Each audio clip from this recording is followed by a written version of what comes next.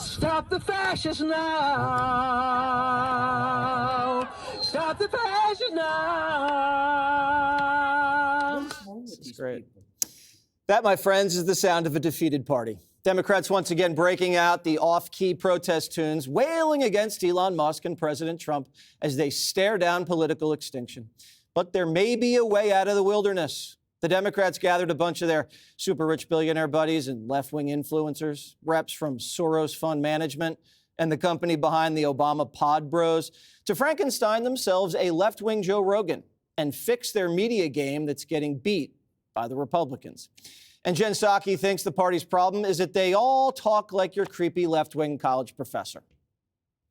Which drives me crazy is the way sometimes Democrats talk. It drives me insane. It's like we're in a PhD thesis on political academia, which is not how you win elections. What you said is like so funny because I wrote it down. Democrats talk like we are adjunct professors at a small liberal arts college of the Midwest, which I'm sure I would love a small liberal arts college of the Midwest, but like that's not how most people talk. I've heard her talk like a creepy college Circle professor. back. That robotic Raggedy Ann forced circle back into our lexicon. Try using circle back at the hardware store. He'll circle you back out the door. What was I going to say? Oh, here we are. You know, they're complaining about not having their own Joe Rogan and building a new one, but they were chasing smart, free-thinking people like Rogan out of the party.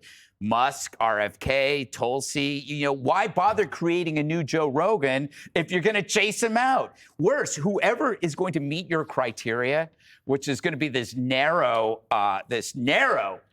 little box because you're severely emotional about everything, it's not going to be Joe Rogan. It's going to be like David Hogg, you know, something so pathetic. Zeta male. So my advice is you can't do Rogan. You can't do your own five if you adhere to a structure dictated by this hyper-emotional militancy.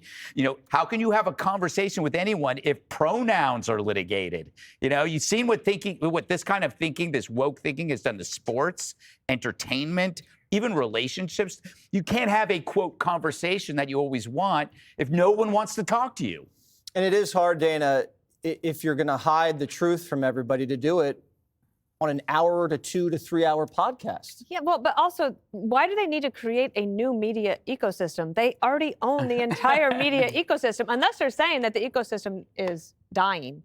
And maybe they are admitting that. Do you remember? I remember during my White House days, they tried, I think it was called Air America, right? Oh, yeah. It was like Al Franken, yes. Rachel Maddow, and everything. They tried this. Mm-hmm. And to your point, it didn't work. But also, at least then you have to have somebody who is, one, curious. Joe Rogan is curious. Mm-hmm. He can sit down for 3 hours and ask you questions because he's just like, what about this and what about that? I don't think there's anyone really on the left that comes to mind. I mean, maybe Bill Maher is separate. I don't put him really in that category. Somebody who is interesting, who makes you think, who makes you go, oh, that's a good point. I haven't thought about it that way. If they could do that, then they might be able to appeal to more people. Well, that's a good point because there's so many third rails on the left, Harold. You know, you can't talk about corporate America, can't talk about the Pentagon, you know, you can't talk about gender. There's so many things you can't say.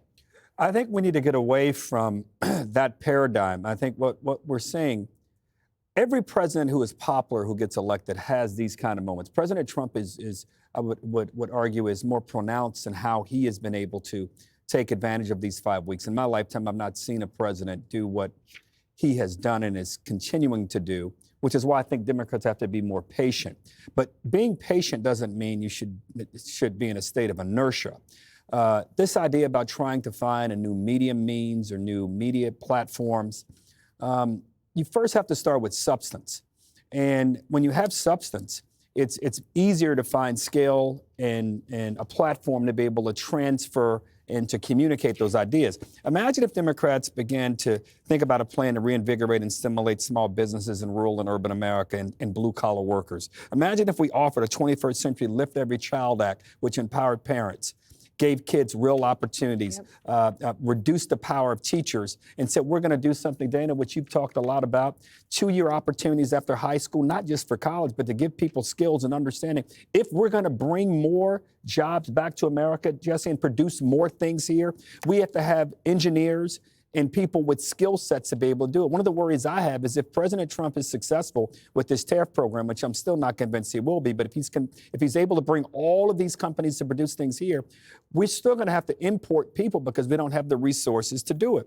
This is what Democrats need to be focused on. I say one last thing. I watched the president. One thing that concerns me a little bit, I saw the president and I saw Mr. Rubio and Mr. Witkoff, who I'm impressed with, and Mike Waltz there in Saudi Arabia.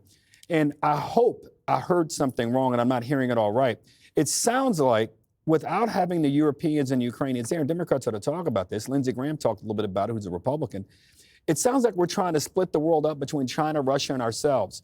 And I don't want that. And if Democrats or some Republicans don't want it or Democrats don't want it, these are the kinds of substantive things we should be saying. This nonsense about how we talk, it doesn't matter. If you don't have anything to say, it doesn't matter how you say it. If we don't have anything to say right now, so step back and get some ideas. Better ideas beat stupid ideas. And right now, we don't even have stupid ideas. We don't have anything to say. Judge Janine. You know, the irony is that Joe Rogan was a Democrat. Yeah. They had him. He was in their tent. And now we've got the big tent. And in our tent, we've got RFK, a Democrat, Tulsi Gabbard, a Democrat. And the Democrat tent has a bouncer in front. And if you're not nutso, feral, totally progressive, you're not getting in that tent. And so they can complain about the messaging and they can say, we don't have a right.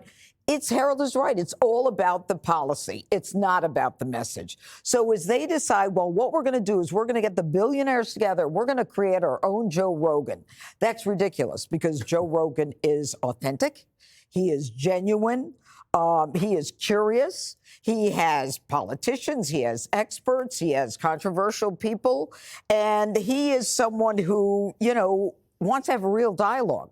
The Democrats don't want to have a real dialogue. They want to decide who's going to talk, what they're going to say, what you're allowed to say, and God forbid you say something in a way that they don't think you should say it, then you're done. So they can throw all the money in the world at their next, hopefully, Joe Rogan. It didn't work for Hillary Clinton. It didn't work for Kamala Harris. And it's not going to work here because the Democrats are out of touch and Americans want real conversations. I wish the Democrats talked about creating a Democrat Jesse Waters. Oh. What would that be? I don't know, but who would that? Keith Olbermann? We could do better than that. Up next, the media is trying to pin the plane crash on Canada on President Trump.